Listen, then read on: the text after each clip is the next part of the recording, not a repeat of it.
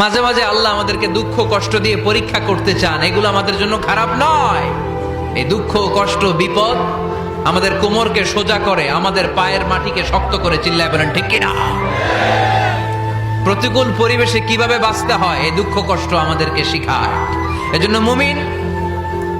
মুমিন বান্দার বৈশিষ্ট্য হচ্ছে দুঃখ কষ্ট বেদনা জ্বালা এগুলোতে সে আপসেট হয় না, সে হাল ছেড়ে দেয় না, সে ভরসা রাখে একজনের উপর। চিল্লায় বলতে হবে তিনি কে? কারণ মুমিন জানে রাত্রি যত গভীর হয় অন্ধকার তমানিসা ভেদ করে সুবহে সাদিক হয়। মুমিন জানে গর্ভবতী নারীর পেটের ব্যথা যেই দিন বাড়তে থাকে ওই দিনই মাঝে মাঝে আল্লাহ আমাদেরকে দুঃখ কষ্ট দিয়ে পরীক্ষা করতে চান, এগুলো আমাদের জন্য খারাপ নয়।